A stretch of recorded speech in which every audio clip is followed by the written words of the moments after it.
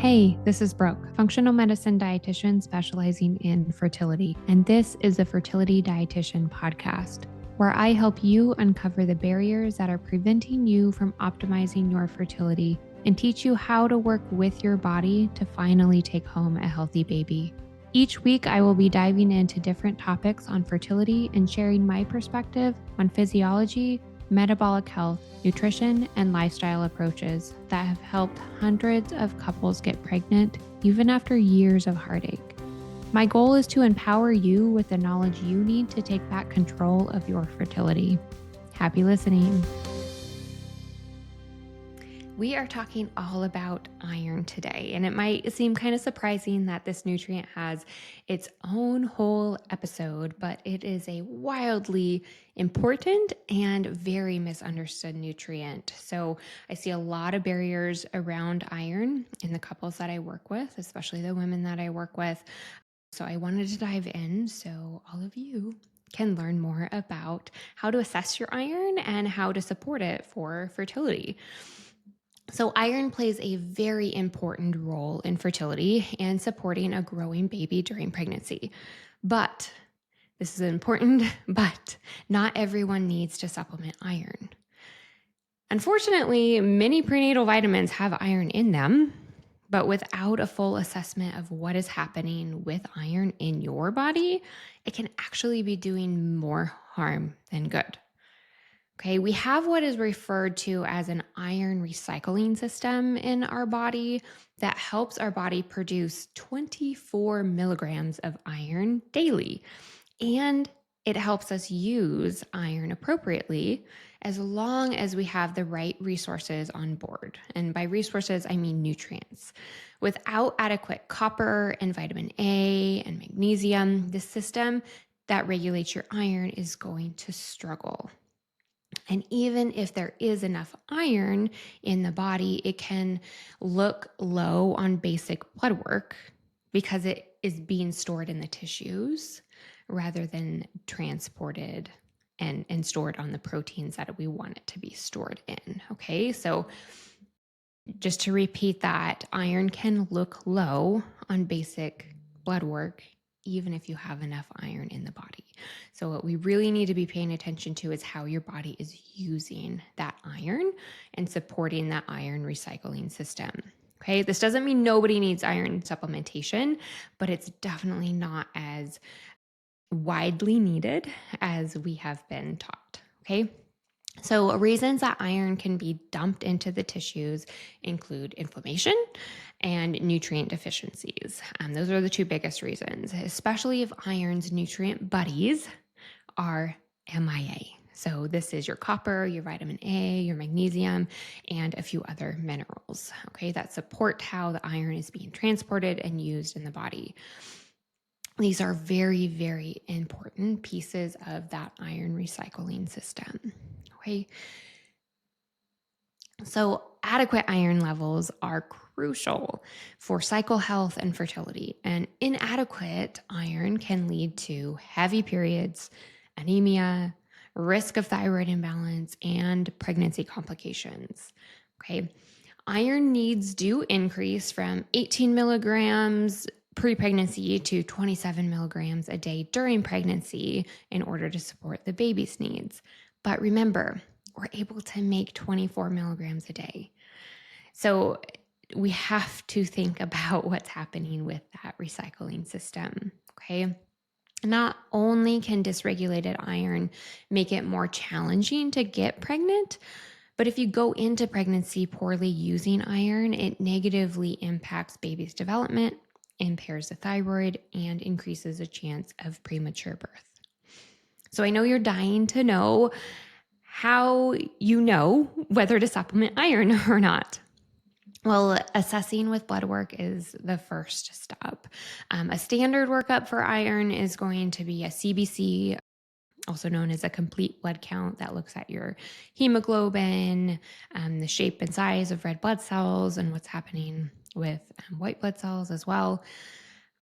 And then maybe a ferritin. But these are not enough to assess what's happening with that whole iron recycling system. And again, that basic blood work, CBC, looking at hemoglobin, potentially a ferritin, can look low even when you have a lot of iron in the body. So supplementing iron in that case can actually lead to more inflammation because your body can't use that iron and transport it appropriately, right? Because that recycling system has barriers to supporting the use of iron. Okay. So, what you really need to look at in blood work is ceruloplasmin, copper, ferritin, hemoglobin, still important to look at in the context of all of these other labs, serum iron, TIBC, magnesium, ideally red blood cell magnesium, transferrin, vitamin A, vitamin D, and zinc. Okay, so this is looking at iron transport proteins, iron storage proteins, and then a lot of nutrient bodies that are involved in how iron is moved around and used in the body. Okay, and there is a lot that you can do with your diet to improve iron regulation, even if you're not in a place to be able to request those labs yet. These dietary tips and tricks are still helpful to implement if you have a hunch that iron may be part of your picture or one of your barriers in your fertility journey. Okay, so we know that iron does not work alone. But the cool thing about food is that it's never alone in food, right? Iron is never alone. It's actually perfectly packaged with the nutrient buddies that it needs to function in our bodies, right? Mother Nature's pretty cool that way. Iron is found in two different forms in food, which is really important to know. So we have heme iron and non-heme iron. Heme iron is found in animal foods, and non-heme iron is found in plants.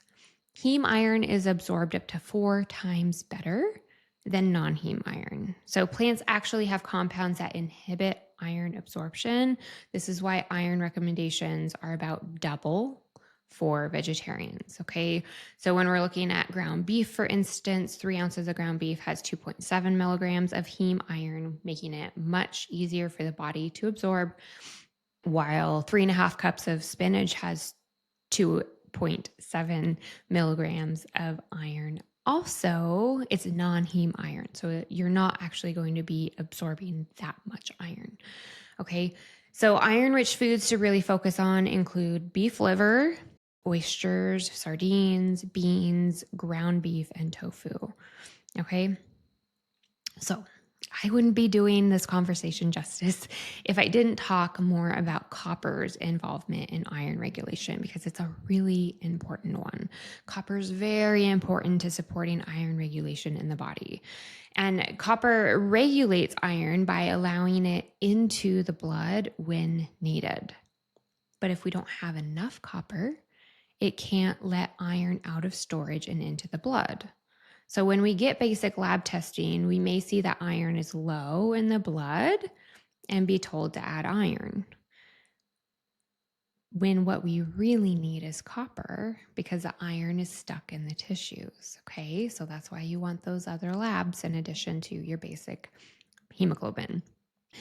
Adding in iron when copper is low can lead to more iron getting stuck in the tissues. And remember, iron is a metal and it does oxidize in the body if we aren't able to regulate it. So this can lead to more inflammation, more metabolic barriers for health and fertility, definitely as well. Copper is used by our cells to make energy. And if we don't have enough, not only do we have trouble regulating that iron, which is very much involved in transporting oxygen in our body, we also don't produce enough energy for everyday functions. So, let alone make hormones and support the very intensive process of fertility. So, copper doesn't work alone either. We still need vitamin A to support copper, bioavailability, and other minerals like magnesium to support energy production and, again, the recycling of iron. Okay. Vitamin A is easiest to use from animal foods like dairy, fish, and organ meats. So we know like our red and orange fruits and vegetables, primarily Vegetables have vitamin A or beta carotene in them, but that form is harder for us to convert into the vitamin A that is necessary for iron recycling. Okay. And copper rich foods to think about if you need to boost copper in your diet include beef liver again, so also iron rich, shiitake mushrooms, cacao powder, citrus, oysters, and cashews are also really good copper rich foods to think about as well.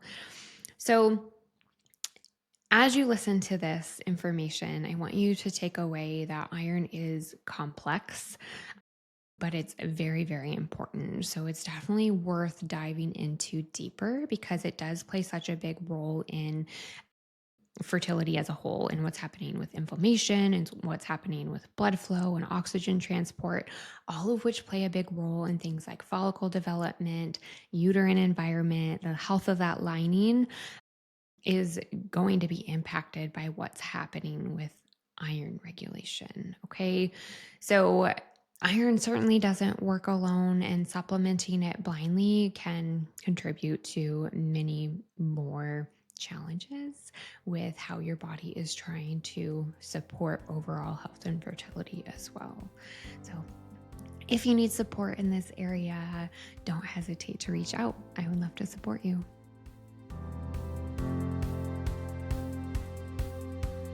Thank you for listening to this episode of the Fertility Dietitian podcast. If you enjoyed it, please leave a review to let me know what topics you want more of or less of. If you want to keep learning, subscribe at Apple Podcasts, Spotify, or wherever you listen to podcasts. Check out my website for more info on my private coaching program, Master Your Fertility, or my membership community, Fertility Blueprint.